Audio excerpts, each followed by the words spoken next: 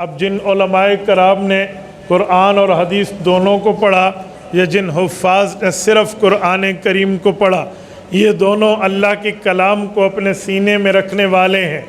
میرے دوستو، جیسے ہم قرآن اور سنت کی قدر کرتے ہیں، ویسے ہمیں ان کی قدر کرنی چاہیے جن کے سینے میں قرآن اور سنت موجود ہے۔ قرآن اور سنت اللہ رب العزت یہ علم دین کسی ایسے سینے میں نہیں اتارتے جس سینے میں کسی قسم کی کوئی غلاظت موجود ہو۔ رب کریم دین کا علم وہاں دیتے ہیں جہاں نور اور نورانیت موجود ہو۔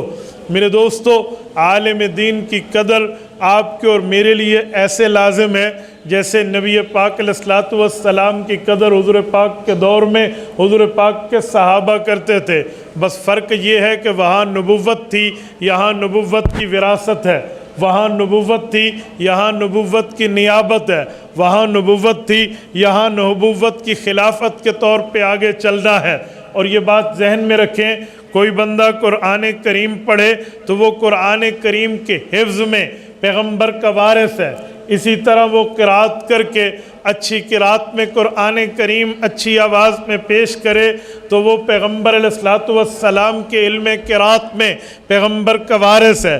احادیث نبویہ کو یاد کر کے احادیث نبویہ امت میں پھیلائے تو وہ احادیث نبویہ کے حفظ اور آگے پھیلانے میں پیغمبر کا وارث ہے۔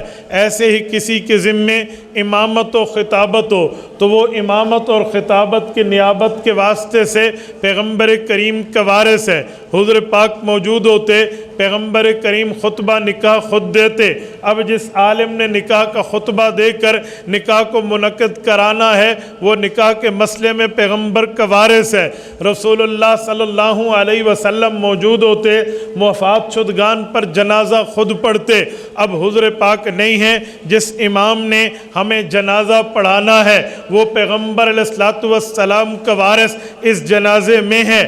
ایسے رسول اللہ صلی اللہ علیہ وسلم نے علوم دین کی تبلیغ کی ہے، امور دین کی تشریح کی ہے، اور حضور پاک علیہ الصلوۃ والسلام نے تبلیغی جماعت جیسے آج کے دور میں ہے، یہ پیغمبر کی اس علم کی وارث ہے، اس عمل کی وارث ہے جیسے حضور پاک علیہ الصلوۃ والسلام دعوت دین پھیلاتے تھے۔ ایسے کوئی حق والا مجاہد ہو، دہشت گرد نہ ہو، حق کی بنیاد پر جہاد کرے، اللہ کے اعلاء کلمت اللہ الحق کی بلندی کے لیے کرے تو وہ جہاد میں پیغمبر کا وارث ہے۔ ایسے کوئی بندہ خانقاہ میں بیٹھ کر اللہ اللہ کرائے، دلوں کو بغض سے فارغ کرائے، گناہ دھلوائے اور گناہ سے توبہ کرائے تو وہ پیغمبر کریم کا درجہ تصوف میں وارث ہے۔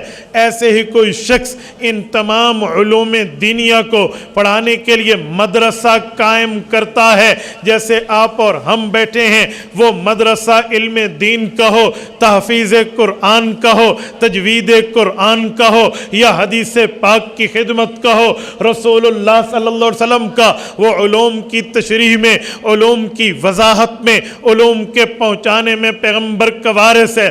ایسے ہی رسول اللہ کے علوم کو کوئی آدمی دین اسلام کو نافذ کرنے میں اپنی تگ و دو کرتا ہے، وہ تگ و دو کی کوشش تبلیغ کی ہو، تعلیم کی ہو، تجوید کی ہو، تصوف کی ہو، جہاد کی ہو یا سیاست اسلامیہ کی ہو، وہ پیغمبر کا اس میں وارث ہے۔ آج ہمارے ہاں ایک غلطی ہے، ہم نے پیغمبر کا وارث صرف اس پگڑی والے مولوی کو سمجھا ہے جو مسجد میں بیٹھ کے دین بتائے، مدرسے میں بیٹھ کے حدیث سنائے، منبر پہ بیٹھ کے خطابت کرے، مصلی امامت پہ بیٹھ کے دین بتائے، تصوف کی خانقاہ میں بیٹھ کے اللہ اللہ کرے، جہاد فی سبیل اللہ سنائے اور تبلیغ دین میں چلے۔ ہم یہاں تک بنیاد میں بند سمجھتے ہیں۔ نہیں میرے بھائیوں، یہ بھی اللہ کے نبی کے وارث ضرور ہیں، لیکن وراثت یہاں پر بند نہیں ہے۔ یہ دین کمروں میں چھپنے کے لیے نہیں آیا، یہ دین قرآن کو بند کر کے الماری میں رکھنے کے لیے نہیں آیا، بلکہ پیغمبر کا دین اللہ رب العزت کا حکم حکومت کی تخت پہ لانے کے لیے آیا ہے۔ وہ صدارت کی کرسی ہو، وہ وزارت کی کرسی ہو، وہ ایوان صدر سے لے کر سینٹ ہو، سینٹ سے لے کر اسمبلی ہال ہو، قومی سے لے کر صوبائی ہو، ہر جگہ پیغمبر کریم کے جھنڈے کو پھیلانا یہ عالم دین کی ذمہ داری ہے۔ ایک ایک موقع پہ آج غلطی یہ ہے ہم نے علوم دین کو محدود سمجھا، مولوی کو سمجھیں گے وہ مسئلہ بتائے بس ٹھیک ہے، اگر مسئلے سے ہٹ کے وہ اسلامی سیاست بتائے تو لوگ کہتے ہیں اپنی باؤنڈری کراس کر رہا ہے۔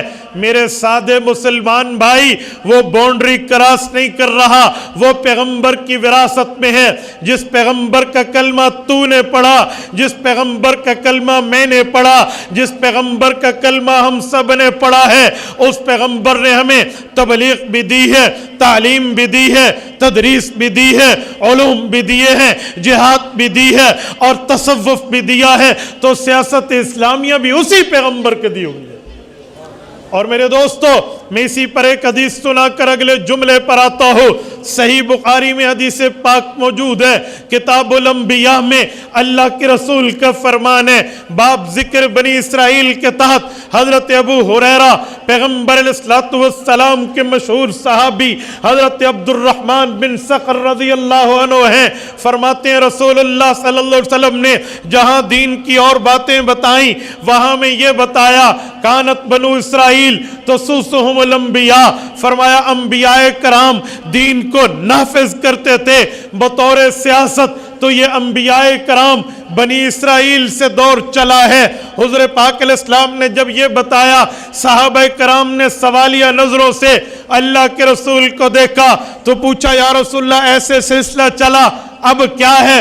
حضور پاک نے فرمایا انبیاء کرام نبوت کے علوم بھی دیتے، سیاست اسلامیہ بھی سمجھاتے، وَأَنَا آخِرُ الْأَنْبِيَاءِ، میں حضور پاک نے فرمایا میں انبیاء کا آخری نبی اور نبیوں میں آخری سیاست دان ہوں، میرے بعد نبوت نہیں چلے گی۔ جب یہ بات فرمائی تو صحابہ کے دلوں میں سوال اٹھا، ذہنوں میں ایک بات آئی کہ نبوت ختم تو سیاست اسلامیہ بھی ختم۔ حضور پاک سے ابھی پوچھنے ہی لگے ہیں، نظروں میں گویا پوچھا، ابھی زبان نہیں ہلائی، اللہ کے رسول نے خود ہی فرما دیا، فرمایا یہ نہ سمجھنا میرے بعد نبوت ختم ہے تو اسلامی سیاست کا درجہ اور دروازہ بھی بند ہے، جی نہیں، فَسَيَكُونُ بَعْدِي خُلَفَاء، میرے خلیفہ، میرے خلفاء، میرے نائبین، میرے وارثین علماء آئیں گے اور وہ دین کو بھی لے کر چلیں گے، اسلامی سیاست کو بھی لے کر چلیں گے۔ یہ حدیث بتاتی ہے کہ ہم پورا دین ماننے والے ہیں، ادھورے دین کی بات ہم نہیں کرتے۔